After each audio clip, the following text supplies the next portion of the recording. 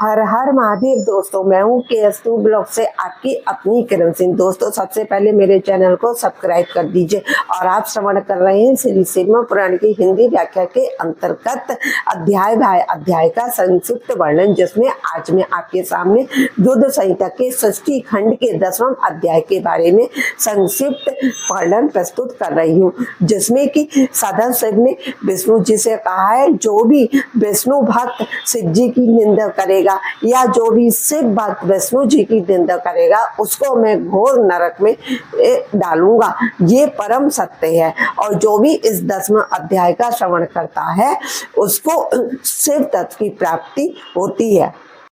आइए दोस्तों, सबसे पहले शिव पुराण के दर्शन करते हैं और बोलते हैं हर हर महादेव, हर हर महादेव, श्री शिवाय नमस्तुभ्यम, श्री शिवाय नमस्तुभ्यम।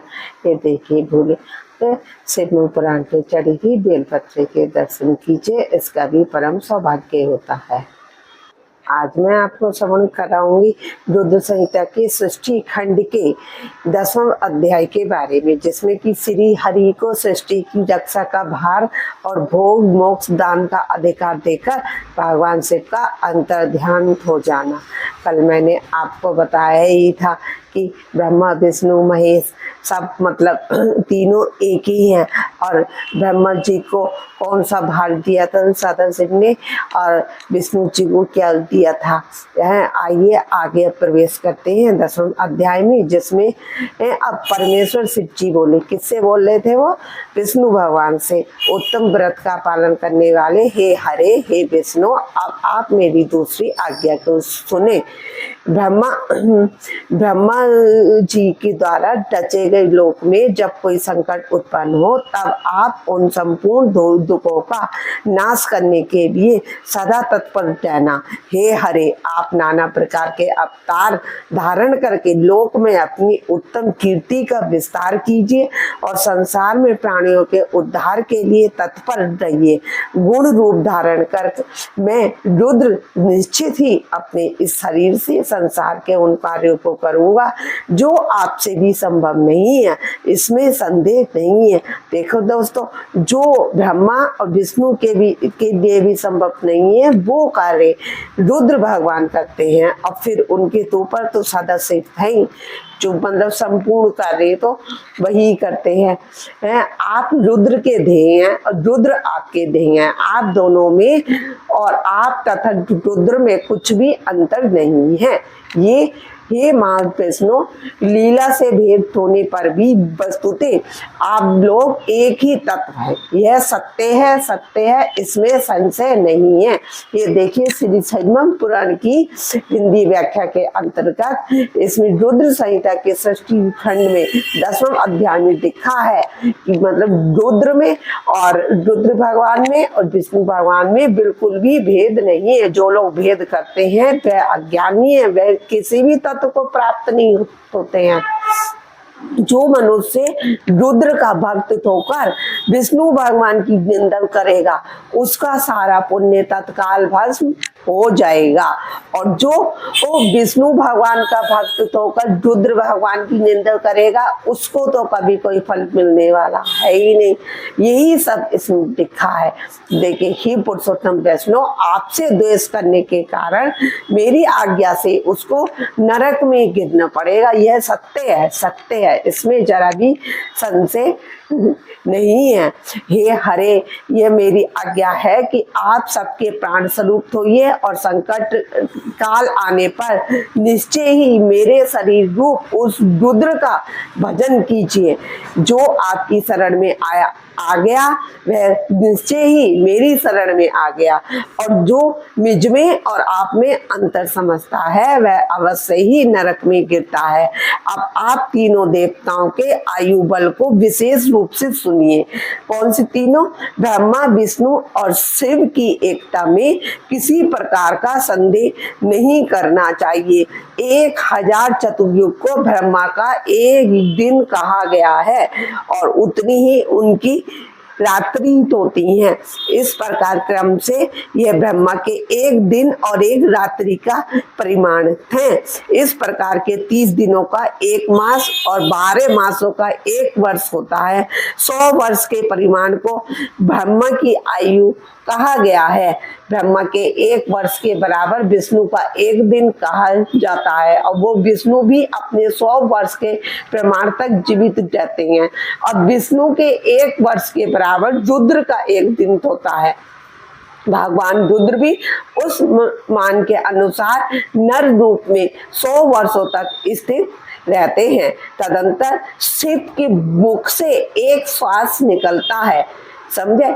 जब मतलब ब्रह्मा जी के 100 वर्ष हो जाए, उसके बाद विष्णु जी के 100 वर्ष हो जाए, उसके बाद रुद्र के 100 वर्ष हो जाए, तब शिव की मुख से एक श्वास निकलता है। और जब तक वह क्या वो निकलता है, तब तक वह शक्ति को प्राप्त कर पुनः जब निश्वास लेते हैं, तब तक ब्रह्मा विष्णु शिव गंधर्व नाग तथा राक्षस आदि सभी देहधारियों के निश्वास और उच्छ्वास को बाहर और भीतर ले जाने के क्रम की संख्या हे सुतत्व दिन रात में मिलाकर 21,000 का गुना एवं 600 अर्थात 21,600,000 कही गई है।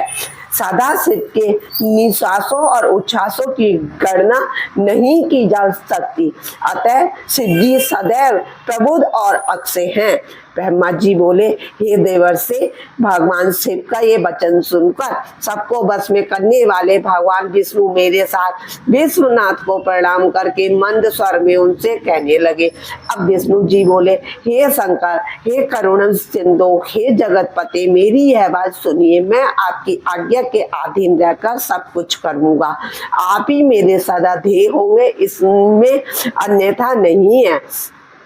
हे स्वामी, क्षण मात्र भी आपका श्रेष्ठ ध्यान मेरे चित्त से कभी दूर ना हो। हे स्वामी, मेरा जो भी भक्त आपकी निंदा करे, मतलब विष्णु जी का वैष्णव भक्त जो भी है, चाहे वो कृष्ण भगवान का हो, राम जी का हो, जो भी मतलब भक्त है और वो शिव जी की निंदा करे, तो उसे आप निश्चय ही नरक वास प्रदान करें।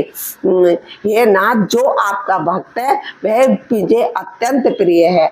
ऐसा जानता है, उसके लिए मोक्ष दुर्लभ नहीं है। आज आपने निश्चय ही मेरी महिमा बढ़ा दी है।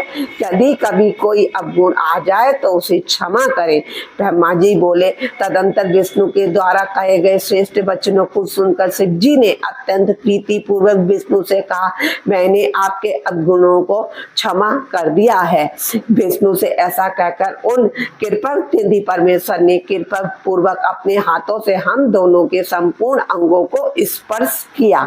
सर्व दुखारी सदा शिव ने नाना प्रकार के धर्मों का उपदेश कर हम दोनों के हित की इच्छा से अनेक प्रकार के वर दिए। तभी से इस लोक में इसके बाद भक्त वत्सल भगवान शंभु कृपा पूर्वक हमारी ओर देखकर हम दोनों के देखते देखते शीघ्र ही वहां से अंतर्ध्यान हो गए। तभी से इस लोक में लिंग पूजा का विधान प्रचलित हुआ। लिंग में प्रतिष्ठित भगवान शिव भोग और मोक्ष देने वाले हैं।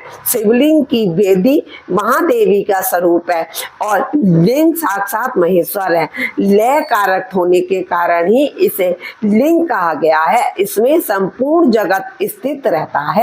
जो शिवलिंग के समीप स्थित होकर नित्य इस लिंग के आख्यान को पढ़ता है, मतलब इस पाठ का अध्ययन करता है या श्रवण करता है, वह 6 मास में ही शिव रूप हो जाता है। इसमें संदेह नहीं करना चाहिए। हे महात्माओं ने, जो शिवलिंग के समीप कोई भी कार्य करता है उसके पुण्य फल का वर्णन करने में मतलब ब्रह्मा जी भी समर्थ नहीं है।